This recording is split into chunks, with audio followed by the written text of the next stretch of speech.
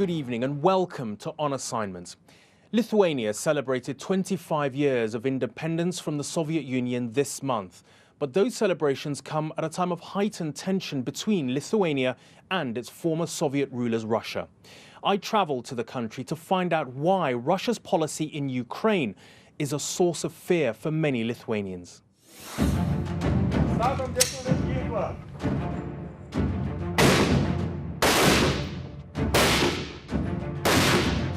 Every night across this small nation of only 3 million, thousands of men drawn from all corners of society, from businessmen, farmers, even politicians, come together to train for war. Every human being has a rights of freedom, but every human being has a duty to protect the freedom.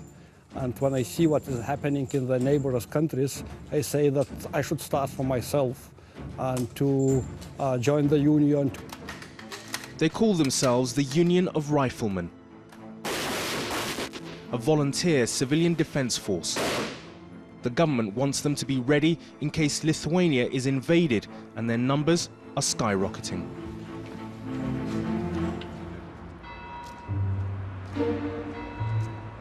It's just one of the clear signs of how this country is increasingly fearful about its freedom 25 years after it won its independence from the Soviet Union. And 7 years after abolishing it, the country is now planning to reintroduce conscription, making military service compulsory for many young men. This is a country which feels threatened and is busy preparing its people for war and occupation. At the beginning of this year, the Lithuanian government produced this 100-page pamphlet. It's available in schools, universities, libraries, and online. It's called What We Need to Know in Extreme Situations and in Instances of War. And it provides people with information and advice, such as what to do in terms of when you hear gunfire outside your house, not to panic. It doesn't mean the end of this world.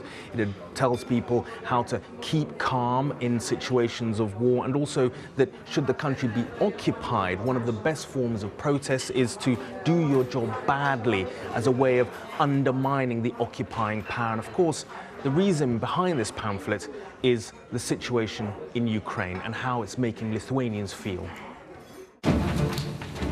Bitter scenes from the war between Russian separatists backed by Moscow and Ukraine have sent a chill through many former Soviet bloc nations. Lithuania and Ukraine may be hundreds of miles apart, but they share some key similarities. Like Ukraine, Lithuania wants closer ties with the West rather than Moscow. And like Ukraine, Lithuania has a significant Russian minority. Little wonder that many Lithuanians look at the horrific conflict in Ukraine, which has cost up to 6,000 lives, and fear that they could be next in line for what the Lithuanian government has described as Russian aggression. I would be not frank with you if I would say that our people are relaxed. Definitely they are nervous, they are uncertain. And this explains our stance. It's our neighborhood, you know. Linus Linkevicius grew up during the Soviet era.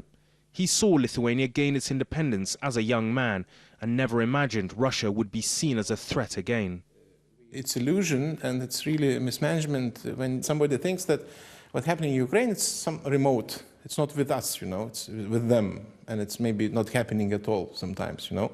It's not true. And we need sometimes catastrophe, drama to open the eyes, same as it was MH17, the catastrophe, yeah.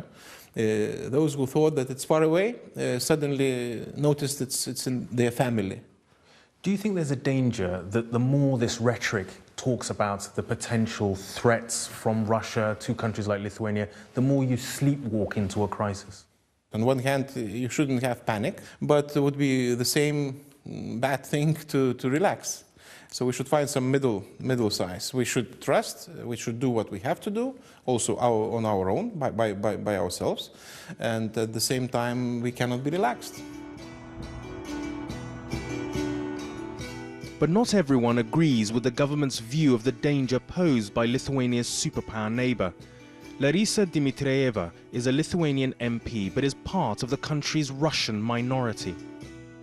Daugelį mūsų gyventojų, ne tik rusai, yra ir lietuvių, jie nelabai tiki.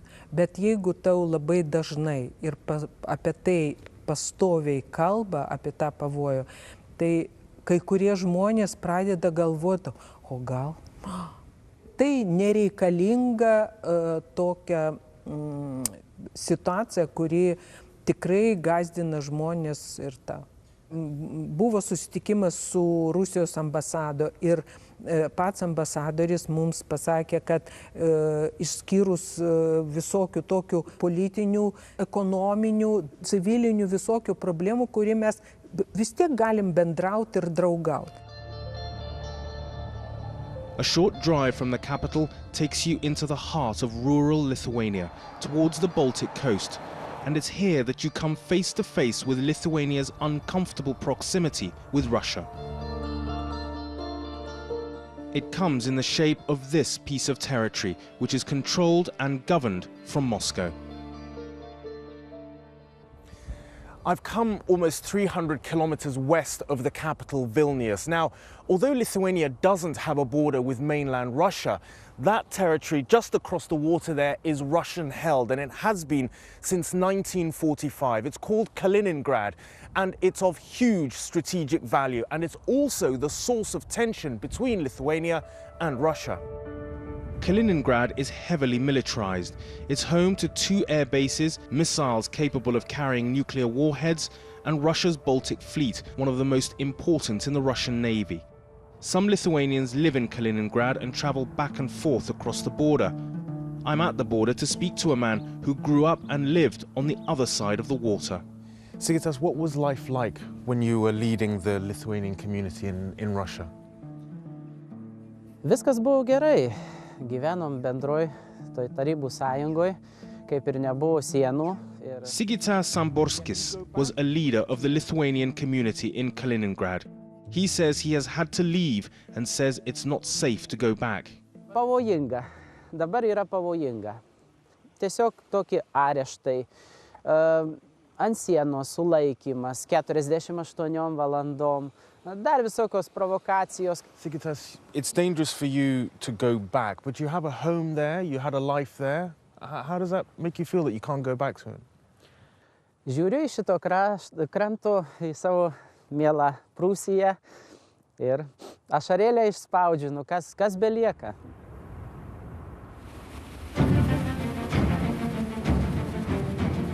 Russian jets and forces in Kaliningrad have been on high alert, carrying out maneuvers in the territory. But these NATO forces are based in Lithuania and offer the country one key insurance policy. As a NATO member, it enjoys a security guarantee from Western powers. But while no sides have exchanged shots in this crisis, here in Lithuania, there are many who say another kind of war has already begun. Ramūnė Ramanauskienė, the editor of a newspaper near the border, echoes the words of Lithuania's president, saying there is already an information war underway. She says they have been offered bribes to influence what they print. Prašo paskelbti vieną ar kitą informaciją, teigdami, kad jeigu mes nesipyksime, ypač pasienio regionai su Rusija, mes gyvensim geriau, mes turėsim daugiau pinigų, o jeigu taip nebus, tada mums beliks variantas gyventi tik iš Briuselio dotacijų ir ateitis Lietuvos tuomet laukia miglota. As Lithuania celebrates 25 years of independence from the Soviet Union, it is looking nervously over its shoulder at Russia, and particularly at Russia's policy in Ukraine. High above Vilnius lies Gediminas castle, a defensive fortification which tells you much about Lithuania's tortured past. It has withstood attacks from the Crusaders and a war with Moscow back in 1655. That sense of being a small country threatened from the east still hangs in the air.